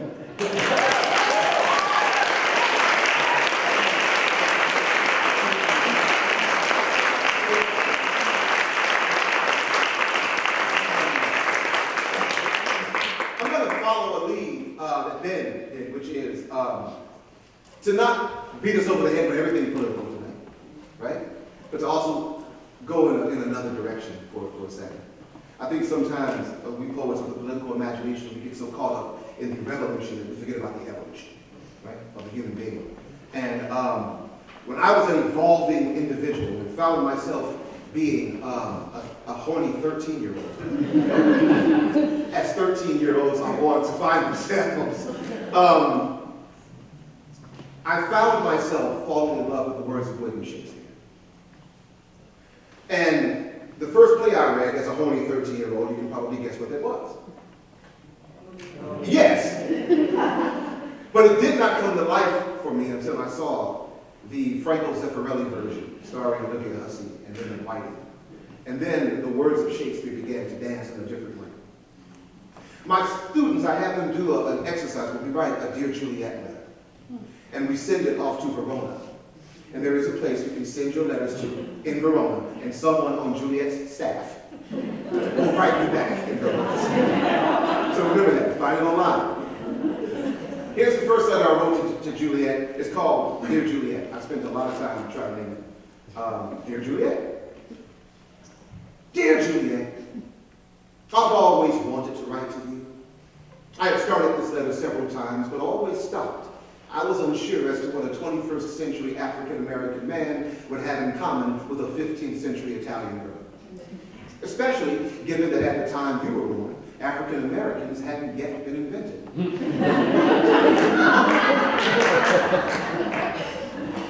I suppose it also would have been difficult to get a letter to you knowing how your kinsmen feel about conversations between you and men of which they do not approve. And I am sure by now your daddy has talked to your peeps in Venice about Revangio and that whole Othello Desdemona thing. Tragic bit of business, that. I just want to ask you a question, Julie. What was Romeo really like? I mean, really. Yeah, the story is well known. He comes to a party at your crib and all your cousins start putting the heavy hating on him. But he is cool as penguin poop. That is, until he sees you on the dance floor gyrating your hips to pan, flute, and fiddle.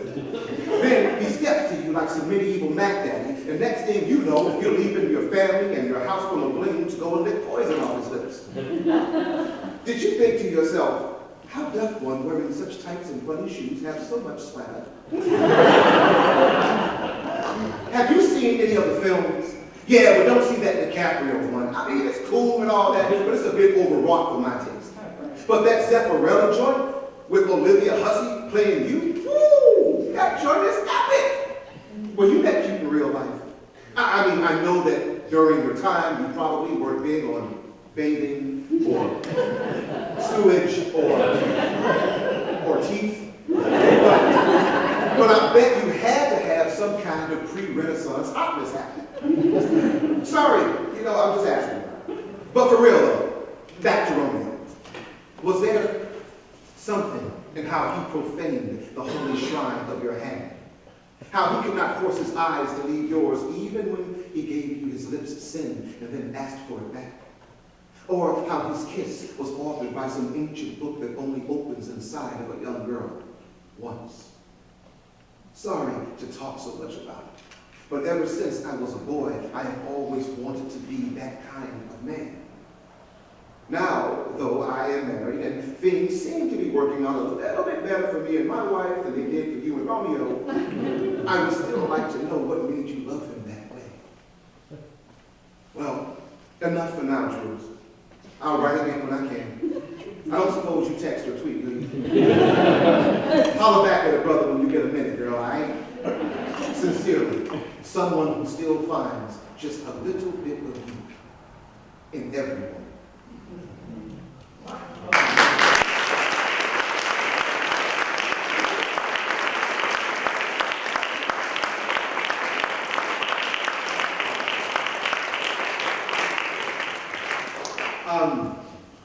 Couple more.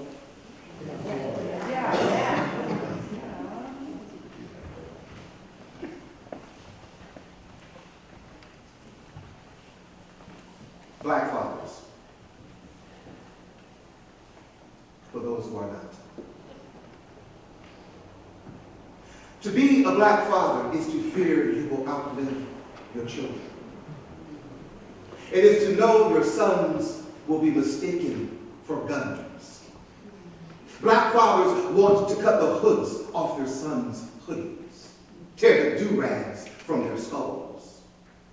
Black fathers know their daughters, no matter how formidable her intellect, will need to feel beautiful in a world that will hate her skin, a world that tells her to keep her thick lips tucked in.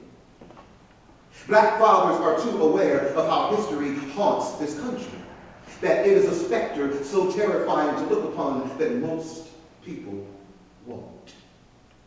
Black fathers feel the whip lashing behind the police officer's eyes at a traffic stop. See the black father tell his children to keep their hands visible as he keeps looking at the cop's gun-fondling hand as if it is a dog frothing at the mouth, straining in anticipation of being unleashed on the threat. A black father's advanced degree in education cannot stop him from having become.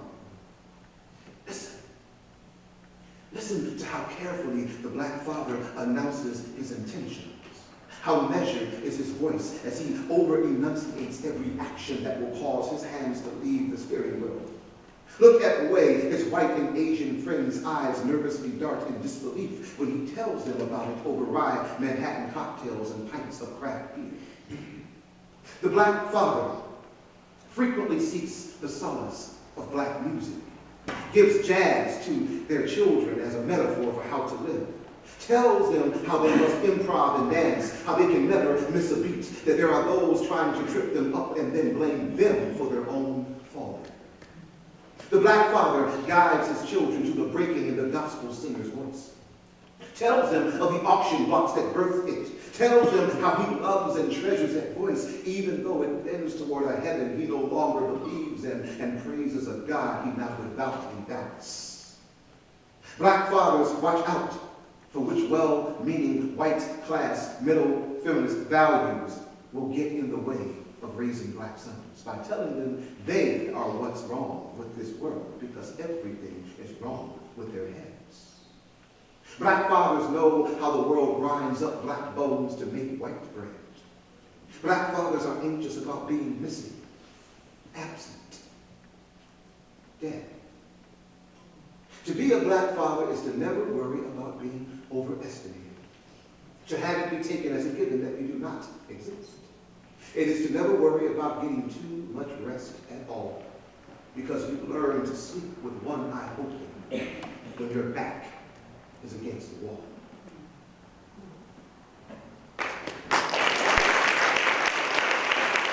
Sure. So, this is a request from Betsy. And this is what I call a journey into ethnomusicology and social linguistics in 4/4 time. You do have some work to do. You are to give me, at my prompting, one Anglo-Saxon interrogative grundle, monosyllabic. And that word is what popped up in your head when I asked you for that, which is what? So, like WTF without the TF, right? So on the count of 3, you go, what? 1, 2, 3. What? That's pretty good. So let's take it back to the dawn of time. Before technology tamed our minds, when a man took his hands and began to clap, and that was the beginning of the bam. Let's take it back to the dawn of time, before technology tamed our minds, when a woman started humming to an animal's call, and that was the beginning of the yes, yes, y'all.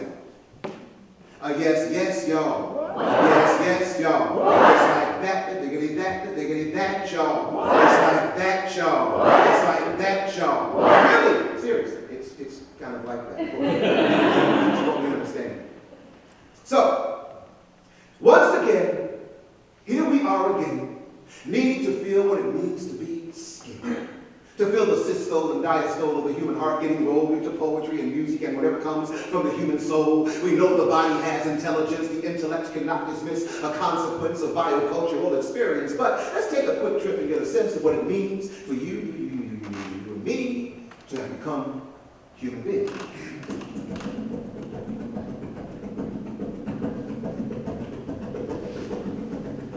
Back at a time that we cannot recall, our ancestors droned in the hum of night. Under these same stars, they believed were gods, shining down as they danced by the firelight. Their bodies started moving, voices started grunting, imitating animals they knew they would be hunting. on the next day to provide sustenance for their tribe. This was a ritual intended to recognize that life is born of death. Like sunrise and set, cycling from east to west, the drums would beat, feet began to step, moving from right to left, the men leapt as the chants began to rise from the women's breath. This is why music and poetry calls the blood. It's been this way since we crawled from the mud, an ancient thing banging in the body and the mind that we've been grooved into people since the dawn of time. So check it, let's take it back to the dawn of time. Before technology tamed the mind, a man took his hands and began to clap, and that was the beginning of the boom boom bap. Let's take it back to the dawn of time. Before technology tamed the mind, a woman started coming to an animal's call, and that was the beginning of the yes y'all. A yes, yes y'all. Yes, yes y'all. It's like that, that y'all. It's like that y'all. It's like that y'all. It's like whether Irish or English or Spanish, Danish or Swedish or Polish, Russian or Turkish, Italian, German or Kurdish, Japanese or Assyrian, Javanese or Armenian, Portuguese or Hungarian, Hebrew, Zulu, Bavarian, no matter the tongue you speak, language is half a beat. The body instinctively transcends into music. See, what science has found is we are creatures of sound, and our ears need to seek rhythmic patterns in human speech, like the words instead. You hear the rhythm that's in them even before you get ahead of any content I'm kicking. You first get nothing other because the verbal percussion drums inside of you, and then your blood begins rushing. Your pulses get to throbbing, your head might get to bobbing. You feeling the effect of what the rhythm has been plotting. It's gotten you to synchronize with alpha waves and realize rhythm's more than musical, but structurally underlies each and every atom to plasma scattered on Saturn. Every stage of matter is organized in some kind of pattern, which is architectonic. Everything has a tonic, everything has a phonic, everything has a sonic. Life depends upon it. We're engineered to want it. This thing that remains, refrains, comes back, is chronic. This thing that haunts us all like a ghost in the mind. We've been dancing with y'all, dancing with y'all, dancing with y'all since the dawn of time.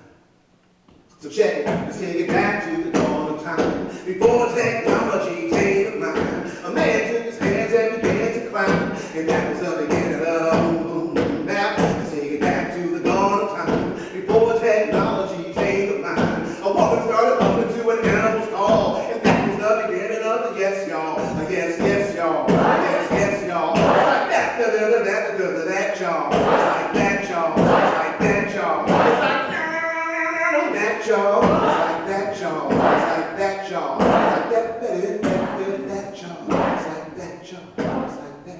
It's like that y'all. It's like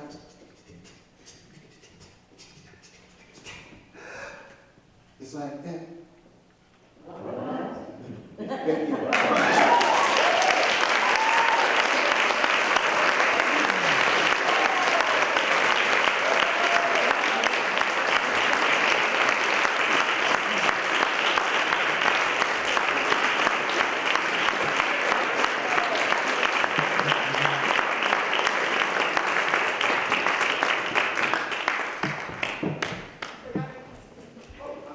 Wow.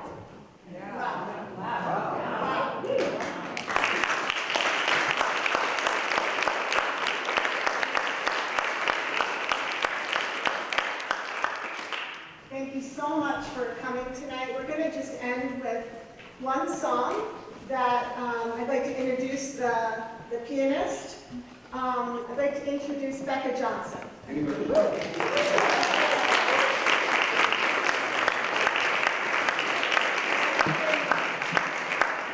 playing music for about 10 years.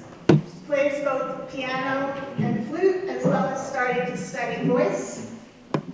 Becca has autism and advocates for others on the autism spectrum. She is active.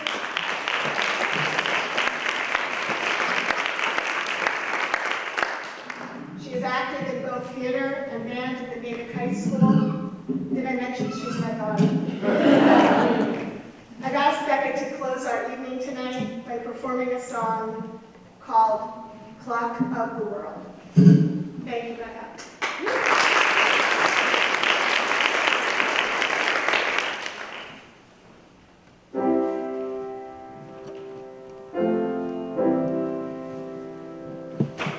I am pondering the citizenry of the place I live. Privilege and advantage but a willingness to give. These droves of immigrants came teeming across the plains, cavalry behind them, and we are what remains. And if you've got $1, someone will give you something for it, but a little more will get you something nicer, I'm sure of it. Maybe a watch that's made in China from the trunk of someone's car, or a life-sized cardboard cutout of a famous movie star.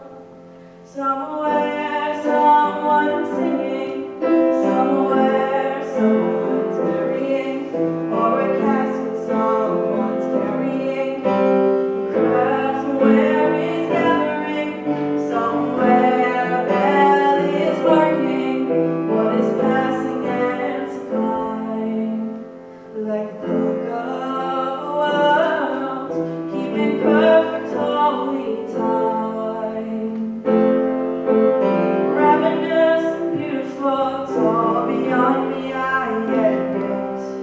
I can buy it if I want it, but I don't need so much of it. And the price won't need repaying, don't know how it will be met. Bells will go on ringing, grace may find us yet. All angels stumble weary, tired of tasks they've been assigned. Chimes ringing resounding, while they hold the fire in line. With great imagination, we call these creatures from the air, and as easily convince ourselves that they were never there.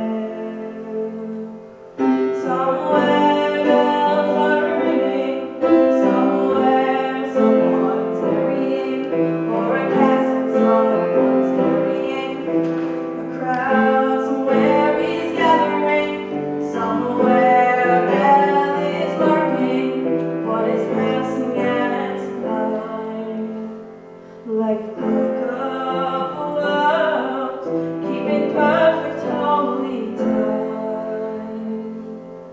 I have listened for the church bell, and I know somewhere it rings, leading Darwin by the window in the order of natural things. There is grandeur in his viewpoint, these evolutionary strings, though nothing's quiet on the eastern front, and so the cavalry remains.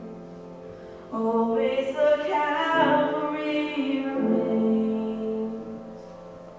And if you've got $1, someone will give you something for it, but a little more will get you something nicer, I'm sure of it. Here's a painting of a woman, maybe all the way from Rome. Look how sad and pretty, she's so far away from home. Somewhere bells are ringing, somewhere someone's carrying, or a casket someone's carrying. Crowd somewhere is gathering, somewhere a bell is barking. What is passing and supplying, like the clock of the world, keeping perfect holy time. Somewhere bells are ringing, somewhere someone's carrying, or a casket someone's carrying. A crowd somewhere is gathering, somewhere a bell is barking. What is passing and supplying, like the clock of the world, keeping perfect holy time. Like the clock of the world, keeping perfect holy time.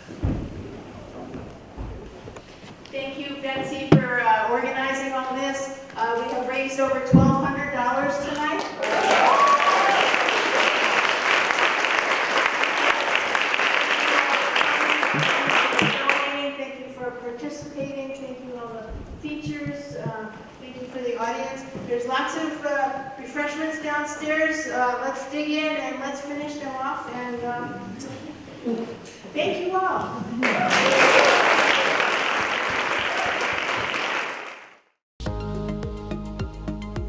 The proceeding was a production of Medfield TV, Community Shows.